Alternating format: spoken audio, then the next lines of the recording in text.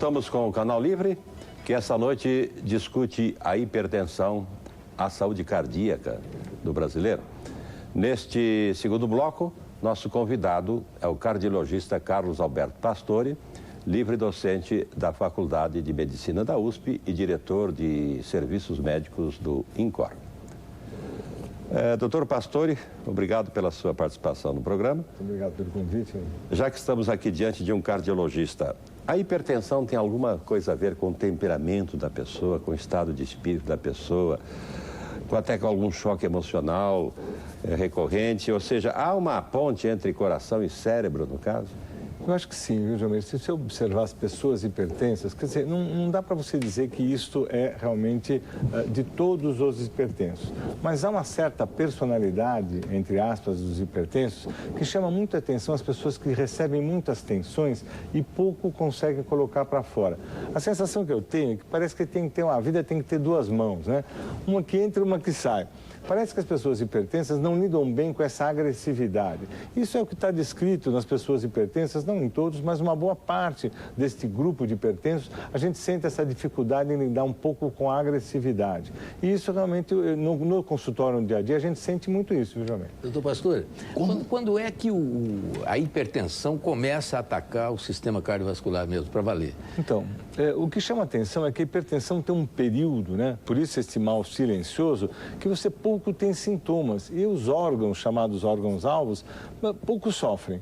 No desenvolver da hipertensão, principalmente quando ela chega em valores muito altos, né, ultrapassam esses valores médios que foram ditos aqui, né, onde ele tem hipertensões chamadas malignas, os alvos... Quanto? Não, a partir de 15, a partir de mínimos acima de 10, né, onde você tem valores muito altos de pressão, 17 por 11, 18 por 12, quer dizer, você vai subindo muitos valores, esses órgãos que sofrem com a hipertensão, como os rins, como o coração, como o cérebro, passam a sofrer realmente. Então, existem órgãos hoje que a gente sabe que sofrem muito com isso, né? E isso traz repercussões muito graves para esses órgãos. Às vezes, o primeiro sintoma do hipertenso é um infarto do miocárdio ou um derrame, né?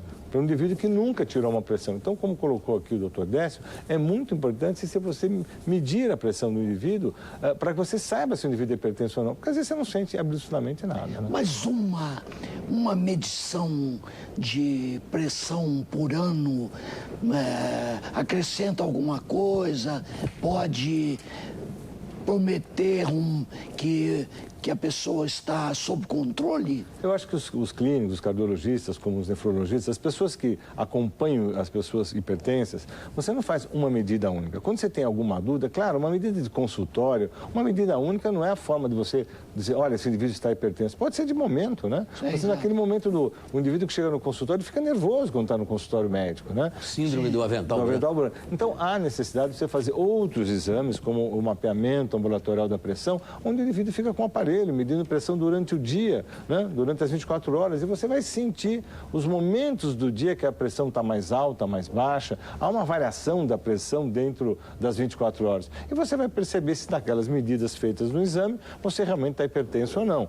Eu concordo com você que não é uma medida que faz esse diagnóstico. Agora, a pessoa normal, ela tem normalmente, durante o dia, picos de pressão? Assim? Não há dúvida. Claro, você não digo que você depende da resposta hipertensiva, é muito pessoal, por isso que tem uma genética dessa resposta. Algumas pessoas têm realmente essa tensão maior dos vasos, mas todo mundo, quando fica tenso, ansioso, tem períodos do dia que ela se eleva. Isso é natural da vida, né? Os enfrentamentos do dia a dia fazem com que a pressão não seja linear, né? A pressão tem variações que oscilam com a vida, com o dia a dia, com o trânsito, com as discussões de casa, com a discussão no trabalho.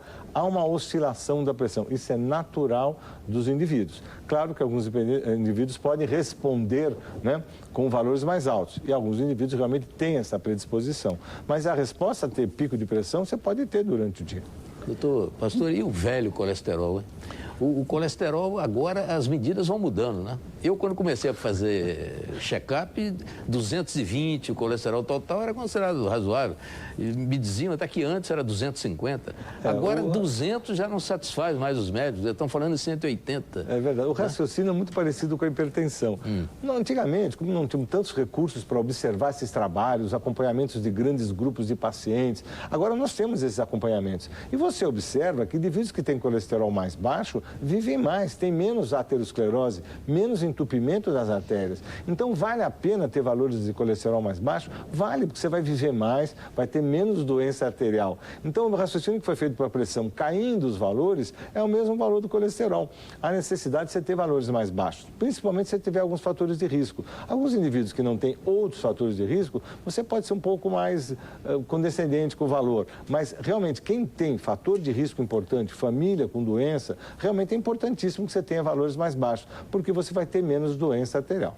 Se o lado mecânico da hipertensão é a vasoconstrição, o LDL, por exemplo, no colesterol, é o maior vasocontristor, né? Vamos dizer que o LDL não por vasoconstrição, mas por depósito, né? Por depósito. Quer dizer, a mecânica da gordura é a aterosclerose, endurecimento das artérias e agora sim por deposição de gordura. E essa deposição enrijece as artérias, entope as artérias. Então, o colesterol é realmente um fator que é passivo de tratamento. A judiação é que pessoas não entendem isso e não tratam, porque no fundo hoje o tratamento do colesterol reduziu, acho que 40% os eventos cardiovasculares. Tem o mocinho também, né? O HDL, né? Sobre a ansiedade e a depressão nos eventos cardiovasculares. A pergunta é boa, Teres, porque houve um grande trabalho que foi feito em 52 países para se observar quais eram os fatores de risco de infarto nesses países pobres ou ricos, pouco importava. E eles observaram, e foi um trabalho muito grande, com 15 mil pessoas, né, um grupo muito grande, e 15 mil pessoas de controle. E eles perceberam que os fatores de risco eram os mesmos nesses grupos, né, em todos esses países. Eram 9 fatores de risco. Você diria, são novos? Não, são fatores conhecidos, obesidade, pressão alta, colesterol alto, vida sedentária, cigarro, mas dentro desses 9, 2 chamaram muito a atenção, a ansiedade e a depressão. Quer dizer, o que você colocou traz a ansiedade e a depressão como fatores de risco hoje tão importantes como ter colesterol alto. Como o cigarro, como o cigarro, exatamente. Quer dizer, esses 2 fatores foram incluídos nesse grupo e mostrou nesse grupo que realmente você tem que estar preocupado com a ansiedade, com o estresse, né? Eu brinco que o estresse é o fator... São fatores muito subjetivos. São, mas você tem realmente hoje capacidade e a possibilidade de diagnosticar uma depressão adequadamente, de tratar essa depressão adequadamente, né? E saber que essa depressão pode ser um fator de risco para o indivíduo que já é cardiopata. A própria ansiedade, o estresse, essa liberação do hormônio do estresse, que é a adrenalina, o cortisol, fazem com que esses processos sejam mais rápidos de deposição de gordura, eles também levam mais a pressão, quer dizer, não há dúvida que todo esse comportamento hoje emocional da ansiedade e da depressão repercute corporalmente. Os fatores de risco fundamentais são quais? Então, desse grupo que eu comentei, a pressão alta, né? O diabetes, a vida sedentária, o tabagismo, a obesidade, hoje um fator extremamente importante, a dieta, muito importante, a ansiedade e a depressão que foi colocada nesse grupo. Agora, no caso do colesterol, doutor Pastor, tem o colesterol ruim, que é o LDL, e tem o colesterol bom, que é o HDL. Se o colesterol bom for alto, o colesterol mau pode ser alto também? Um compensa o outro ou não? Nem tanto. Então, realmente, você precisa... Porque tem indivíduos que nascem, você vê, às vezes, puxa, um indivíduo lá não faz exercício, não toma medida nenhuma, tem um HDL de 80, vamos dizer. O normal é acima de 40. Então, puxa, mas como é que ele tem 80? Porque geneticamente ele ganhou esse valor. Tem pessoas que geneticamente são carimbadas, para o bem e para o mal. Então, se você tem uma história familiar de colesterol alto, a família tem colesterol alto, você precisa ficar atrás, porque realmente algumas pessoas nascem com colesterol bom baixo e o ruim alto. Ou, às vezes, ao contrário. E tem pessoas muito protegidas. Tem uma cidade lá na Itália, né, conhecida, perto do Lago de Guardia, lá que as pessoas têm HDLs, vamos dizer, acima de 100. Não morrem do coração por doença coronariana. Então, isso é importante. Quer dizer, há uma genética e isso passa nas famílias, né? Isso é muito importante. Agora, a hipertensão pode ser também objeto de outro tipo de fator, como, por exemplo, já se falou há algum tempo, em inflamação, uma inflamação geral dos vasos, das artérias, que causaria...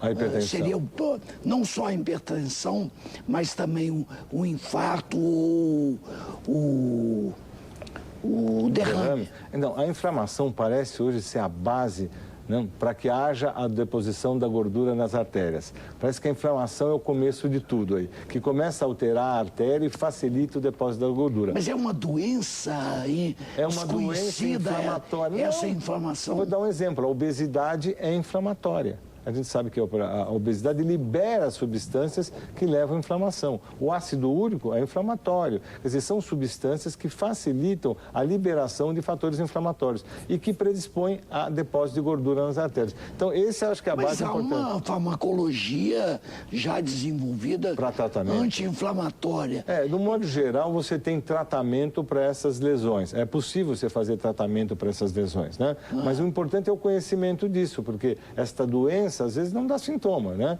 E você não percebe essa doença inflamatória ativa. Mas a proteína C, que é um problema que talvez sintetize o que o Teles está falando, não tem medicamento para ela, tem? Então, não é que é a proteína C. O que é a proteína C? Então, a proteína C reativa é um fator sanguíneo que pode mostrar o processo da inflamação ativo, mesmo que você não tenha doença ainda.